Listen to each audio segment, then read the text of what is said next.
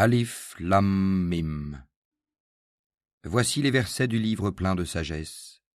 C'est un guide et une miséricorde aux bienfaisants qui accomplissent la salate, acquittent le zakat et qui croient avec certitude en l'au-delà.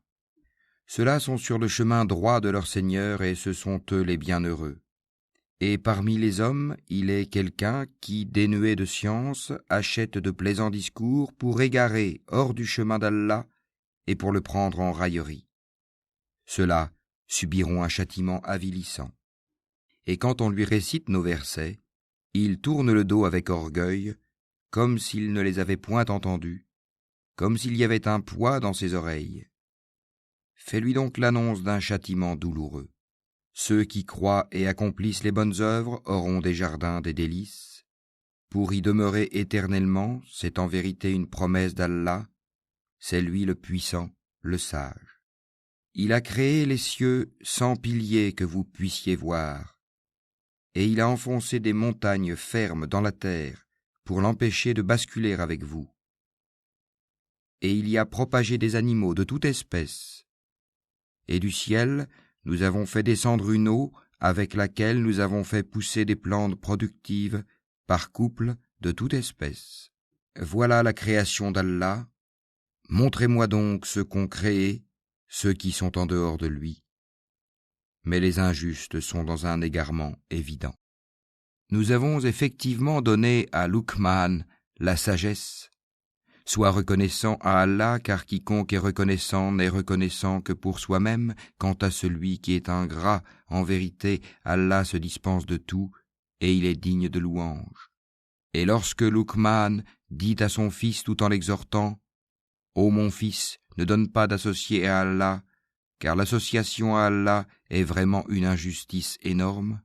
Nous avons commandé à l'homme la bienfaisance envers ses pères et mères. Sa mère l'a porté, subissant pour lui peine sur peine. Son sevrage a lieu à 2 ans. Sois reconnaissant envers moi, ainsi qu'envers tes parents. Vers moi est la destination. Et si tous deux te forcent à m'associer, ceux dont tu n'as aucune connaissance, alors ne leur obéis pas. Mais reste avec eux ici-bas, de façon convenable, et suis le sentier de celui qui se tourne vers moi. Vers moi ensuite est votre retour, et alors je vous informerai de ce que vous faisiez. Ô mon enfant, fût-ce le poids d'un grain de moutarde au fond d'un rocher, ou dans les cieux ou dans la terre, Allah le fera venir. Allah est infiniment doux et parfaitement connaisseur. Ô mon enfant, accomplis la salate, commande le convenable, interdis le blâmable, et endure ce qui t'arrive avec patience. Telle est la résolution à prendre dans toute entreprise. Et ne détourne pas ton visage des hommes, et ne foule pas la terre avec arrogance. Car Allah n'aime pas le présomptueux plein de glorioles. Sois modeste dans ta démarche, et baisse ta voix, car la plus détestée des voix, c'est bien la voix des ânes.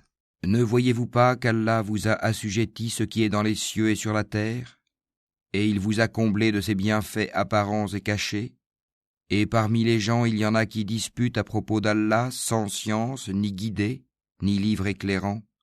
Et quand on leur dit « Suivez ce qu'Allah a fait descendre », ils disent « Nous suivons plutôt ce sur quoi nous avons trouvé nos ancêtres. » Est-ce donc même si le diable les appelait au châtiment de la fournaise? Et quiconque soumet son être à Allah, tout en étant bienfaisant, s'accroche réellement à l'anse la plus ferme. La fin de toute chose appartient à Allah. Celui qui a mécru, que sa mécréance ne t'afflige pas.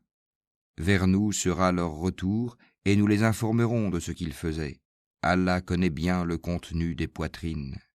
Nous leur donnons de la jouissance pour peu de temps, ensuite nous les forcerons vers un dur châtiment. Si tu leur demandes qui a créé les cieux et la terre, ils diront certes Allah. Dis, louange à Allah. Mais la plupart d'entre eux ne savent pas. À Allah appartient tout ce qui est dans les cieux et en terre. Allah est celui qui se suffit à lui-même. Il est le digne de louange. Quand bien même tous les arbres de la terre se changeraient en calame, plume pour écrire, quand bien même l'océan serait un océan d'encre où conflueraient 7 autres océans, les paroles d'Allah ne s'épuiseraient pas, car Allah est puissant et sage. Votre création et votre résurrection à tous sont aussi faciles à Allah que s'il s'agissait d'une seule âme. Certes, Allah est audient et clairvoyant. N'as-tu pas vu qu'Allah fait pénétrer la nuit dans le jour, et qu'il fait pénétrer le jour dans la nuit, et qu'il a assujetti le soleil et la lune, chacun poursuivant sa course jusqu'à un terme fixé? Et Allah est parfaitement connaisseur de ce que vous faites. Il en est ainsi parce qu'Allah est la vérité, et que tout ce qu'ils invoquent en dehors de lui est le faux, et qu'Allah, c'est lui le haut, le grand. N'as-tu pas vu que c'est par la grâce d'Allah que le vaisseau vogue dans la mer, afin qu'il vous fasse voir ses merveilles? Il y a en cela des preuves pour tout homme patient et reconnaissant. Quand une vague les recouvre comme des ombres, ils invoquent Allah, vouant leur culte exclusivement à lui.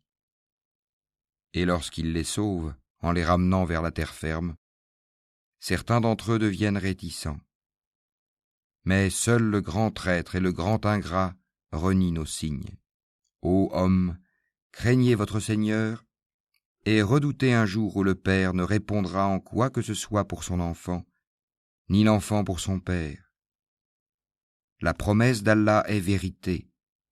Que la vie présente ne vous trompe donc pas, et que le trompeur, Satan, ne vous induise pas en erreur sur Allah. La connaissance de l'heure est auprès d'Allah, et c'est lui qui fait tomber la pluie salvatrice. Et il sait ce qu'il y a dans les matrices. Et personne ne sait ce qu'il acquérera demain, et personne ne sait dans quelle terre il mourra. Certes, Allah est omniscient et parfaitement connaisseur.